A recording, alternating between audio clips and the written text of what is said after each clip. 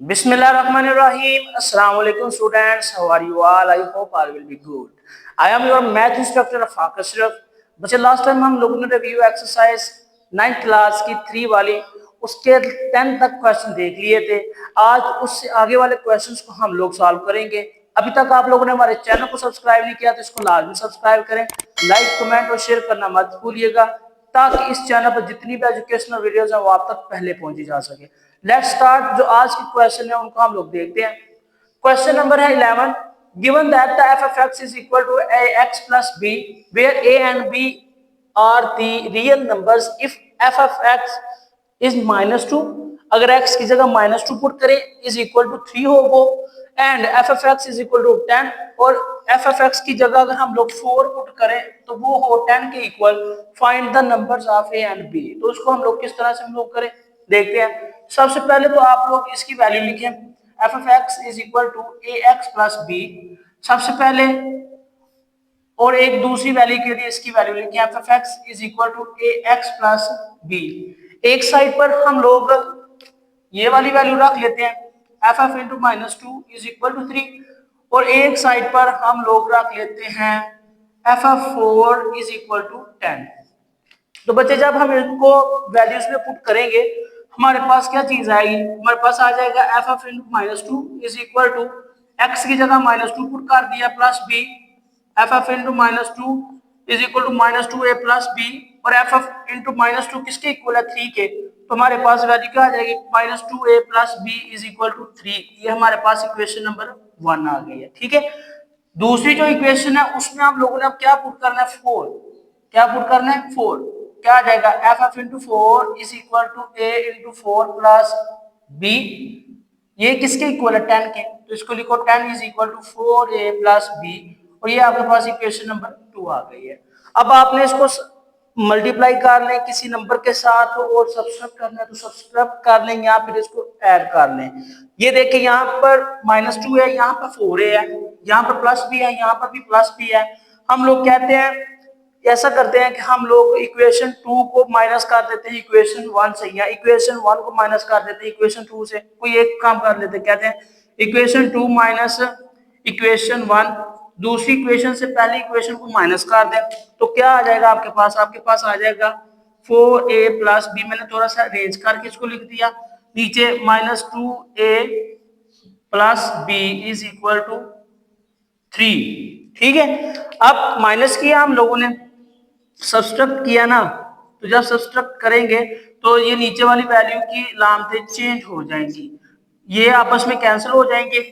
4a plus 2a 6a is equal to 10 में से -3 गए तो आपके पास 7, a की वैल्यू क्या आ जाएगी बच्चे, वो आ जाएगी 7/6। आपके पास a की वैल्यू तो आ गई है, b की वैल्यू को फाइंड करने के लिए आप लोग क्या करेंगे, आप इनमें से किसी एक चीज को इसमें पुट कर देंगे या फिर इस वाली वैल्यू में। मैं कहता हूं कि by putting the values, by putting a is equal to 7/6 in equation 1, कोशिश कीजिएगा कि जो छोटी वैल्यू हो उसमें इक्वेशन पुट करें ताकि आसानी के साथ हमारा क्वेश्चन का आंसर आ जाए। -2 इंटू a की जगह 7/6 plus b is equal to 3, 2 एक बार 2, 2 3 बार 6, ये क्या आ गया -7/3 plus b is equal to 3। ये इस साइड पे माइनस है उस साइड पे जाएगा तो प्लस का हो जाएगा, b is equal to 3 plus 7/3। इसके नीचे एलसीएम 1 है, जिसके नीचे कोई एलसीएम नहीं होता उसके नीचे एलसीएम 1, प्लस और माइनस वाली वैल्यूज में अगर फ्रैक्शन आ जाए तो उसका एलसीएम लेते हैं, तो यहाँ पर जो एलसीएम आएगा वो 3 आ जाएगा, और 3 ने फिर 3 के साथ मल्टीप्लाई भी होना है, क्या आ जाएगा 9 + 7 इज इक्वल टू क्या आ जाएगा 16/3। ये आपके पास b की वैल्यू आ जाएगी। ठीक है बच्चे, क्वेश्चन नंबर 12 है, कंसीडर द फंक्शन, बिल्कुल सेम क्वेश्चन है, आपने सिर्फ x की वैल्यू फाइंड करनी है। kx की वैल्यू आपके पास kx गिवन है 7x - 5, और जो kx एक्चुअली में गिवन है वो है 100 के इक्वल। तो आपने क्या करना है, इसको x की जगह पुट कर दें, आ जाएगा 7x - 5 इज इक्वल टू 100। ठीक है, अब 7x is equal to 100 plus 5, क्योंकि यहाँ पर माइनस है उस साइड पे जाएगा तो प्लस का हो जाएगा, 7x is equal to 105 x is equal to 105/7।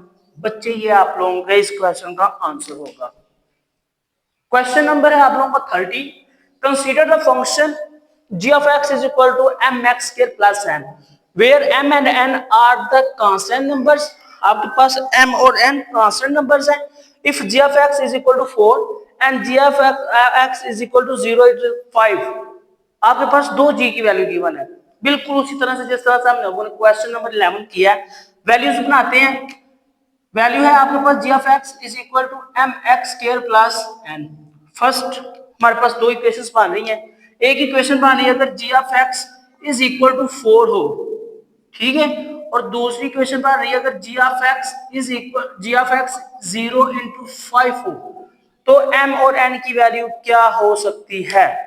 तो देखते हैं हमारे पास जो इसकी वैल्यू आएगी वो क्या बनेगी।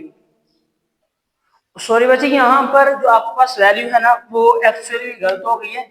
ये है g of 4 is equal to 20, ठीक है। तो यहाँ पर भी g of 4 is equal to 20 आ जाएगा। अब दो वैल्यूज की निशानदेही हमारे पास आ गई है। हमने दो वैल्यूज को यहाँ पर मैनिपुलेट करना है। ये देखिए, एक दफा जब हम लोग x की जगह 4 रखेंगे तो क्या आएगा, g of 4 is equal to m। x की जगह हम लोगों ने 4 रखा है तो यहाँ पर आ जाएगा 4 का स्क्वायर प्लस n। और एक दफा g of 0 x की जगह हम लोग क्या रखेंगे, 0 स्क्वायर प्लस n, ठीक है। अब इसको सॉल्व करना है आपने। तो ये कि देखें g of 4 किसके इक्वल था, ये बच्चे आपके पास 20 के इक्वल था। यहाँ पर 20 आ जाएगा इज इक्वल टू 4 का स्क्वायर लें कितना आएगा 16m प्लस n आ जाएगा। यहाँ पर क्या आएगा, ये चीज तो आपके पास 0 हो गई, तो यहाँ पर g of 0 किसके इक्वल है, 5 के। 5 is equal to n। n की वैल्यू आपके पास क्या आ गई है, 5 आ गई है। तो इस वाली वैल्यू को आपने इस वाली वैल्यू में पुट कर देना है। तो क्या आएगा, आ जाएगा 20 is equal to 16m plus 5। और यहां से 20 minus 5 is equal to 16m। जब आप लोग 20 में से 5 को माइनस करेंगे, 20 में से माइनस 5 किया तो 15 और 15 इज इक्वल टू m और m इज इक्वल टू 15/6 आ जाएगा। आई होप आप लोगों को क्वेश्चन की अंडरस्टैंडिंग हो गई होगी। अगर किसी भी चीज़ की अंडरस्टैंडिंग ना हो तो आप लोगों ने कमेंट सेक्शन में लाजमी बताता कि आप लोगों के क्वेश्चंस का आंसर दिया जा सके। तब तक के लिए मुझे दे इजाज़त। अभी तक आप लोगों ने हमारे चैनल को सब्सक्राइब नहीं किया तो इसको लाजमी सब्सक्राइब करें, लाइक कमेंट और शेयर करना मत भूलिएगा। तब तक के लिए मुझे दे इजाज़त। अल्लाह हाफिज़।